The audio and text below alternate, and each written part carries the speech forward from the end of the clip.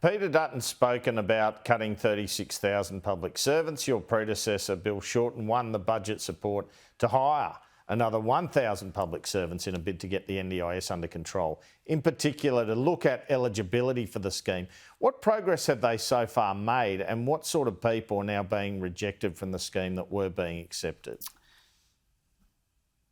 Well, I need to be really clear that in terms of the early intervention pathway, there has always been a reassessment at 6 years of age and 9 years of age, because we're hoping, of course, that the early intervention has made a difference and that those children do not require the scheme. And the work that's been undertaken is to make sure that those reassessments have happened. When Peter Dutton talks about cutting public servants, what he's saying is he doesn't want those reassessments to happen. He doesn't want to make sure that plans are done efficiently, effectively and quickly. Is he planning to cut the Fraud Fusion Task Force? Because there was no focus on fraud in the NDIS previously. That requires people from across agencies to make sure that taxpayers' money is spent correctly and is not gouged. And when it comes to, my other hat as Social Services Minister, is he talking about pensioners waiting on the phone for longer? These are frontline public servants that are making a difference. But importantly, when it comes to the NDIS, paying attention to all these elements that the previous government dropped, whether it's fraud, whether it's reassessment, whether it's proper, efficient planning when it comes to the NDIS, whether it's responsiveness when people have a query. They are the public servants that Peter Dutton is saying he wants to Amanda cut. Rishworth, nearly out of time. I just want to get through a couple more things. When it comes to a possible budget, we don't know if it's happening or during the election campaign, the PM Treasurer and Finance Minister have flagged more cost of living assistance. I ask you, in your social services portfolio, do you expect to be promising more in terms of rental assistance or in terms of welfare benefits or pension payments?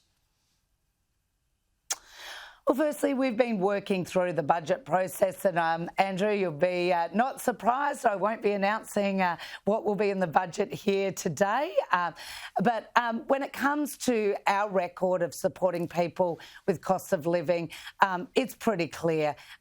2 rent assistance increases that have led to the largest rent assistance in over 30 years. Of course, we've increased other payments. We've improved arrangements for the pension, supporting pensioners with cost of living. We've supported more pensioners onto the concession card, helping them with costs like doctors' costs. Of course, there's been medicines and a range of other cost of living measures. So we've got a pretty strong record when it comes to supporting people right across the board, including our tax cuts. Well, look, I'm going to say watch out on budget night.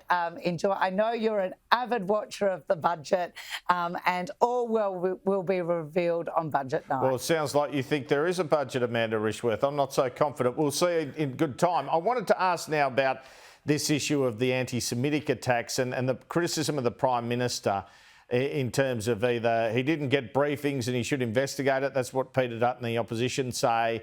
Or another version I've heard is he's hearing things but not broadcasting them. There's a fine balance here, isn't there? Could it be politically detrimental for the government if he doesn't look on top of it, the Prime Minister?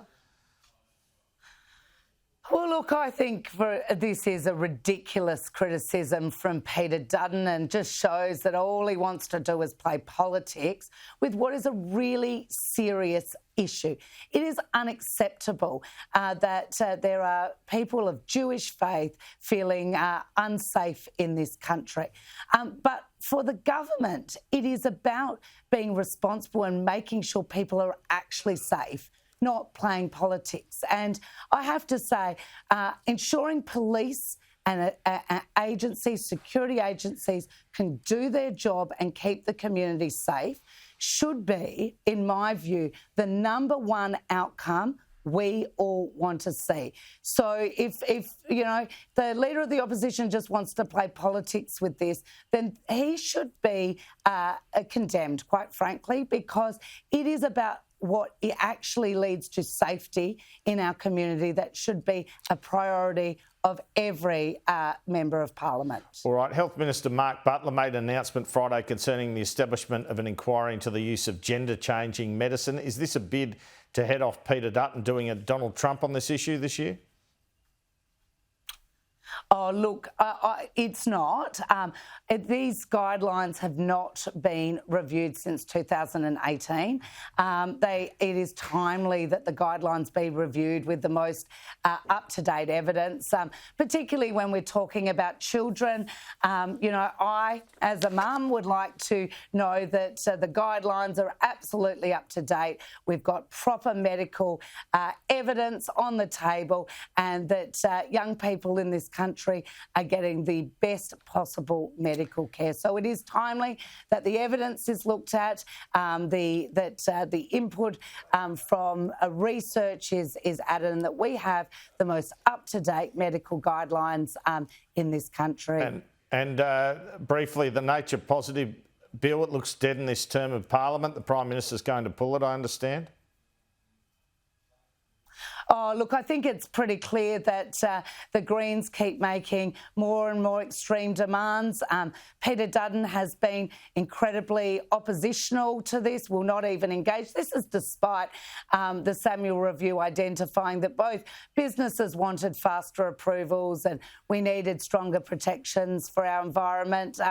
But with this type of opposition and people not willing to have discussions and make compromises, I think it's clear that we won't be able to pursue this piece of legislation in the Parliament. And finally, what do you make of these comments by Peter Dutton at a fundraiser that he might reintroduce this significant investor visa and him trying to re-establish relations with the Chinese Australian community? Well, firstly, I would say when it comes to migration, it just shows that Peter Dutton likes to talk a lot of political game, but when it comes down to actually taking action, he failed to support our legislation to put a cap on international students after being lobbied against that. He has then now signalled that he will bring back a visa that we abolished. It really does show that he's not serious when it comes to tackling our migration system. But we shouldn't be surprised because he left it in a complete mess when he was in charge. And of course, we're getting down to the political season. There'll be a lot of political statements made. Clearly, in the Leader of the Opposition's case, it is contradictory from one day to the other. But that's politics, and that's an election season, I think. It is. We'll have plenty more of it. Amanda Rishworth, thanks so much for your time.